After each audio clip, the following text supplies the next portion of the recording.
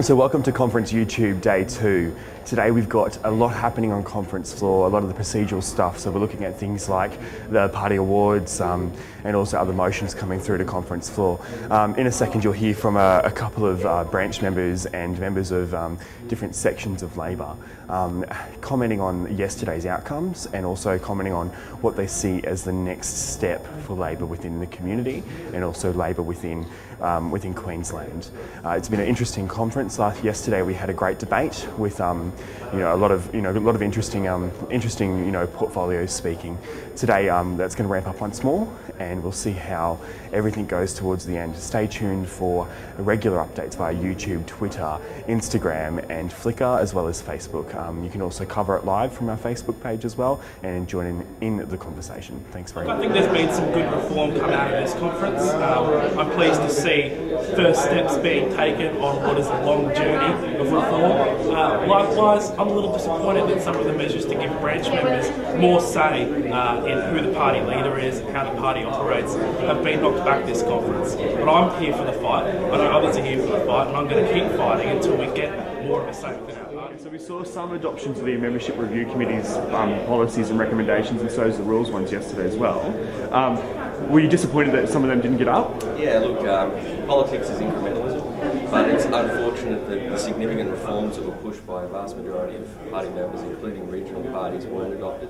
But we're not going to stop fighting. We're going to go back to our branches and identify how people voted and what they thought was important to their region, and we'll make sure for the next elections we'll have a strong ticket and we'll get the reform up. I think the highlight yesterday was probably Chris Ketter getting the #1 spot on the Senate ticket. That was I think that was really important for us, and we came with a quite clear agenda to get that done yesterday, and to achieve that was quite rewarding. So behaves well for branch members, and we're going to use this as a recruiting tool to get out there in the community. We take what we got from conference yesterday. There was lots of good stuff on the agenda that got through, some good stuff that didn't get through, and we'll be using all of that to make accessibility to the party, accessibility for everybody.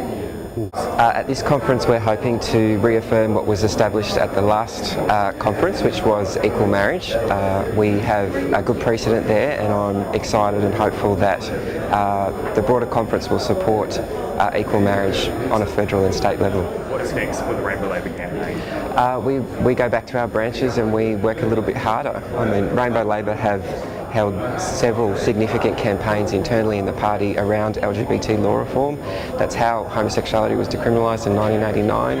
That's how we got civil partnerships in 2011 and altruistic surrogacy in 2010. There is a lot of work that everyday rank and file branch members who have joined the party because they want to make sure that the party stands up for gay and lesbian people, and that will definitely be on the agenda over the next few years.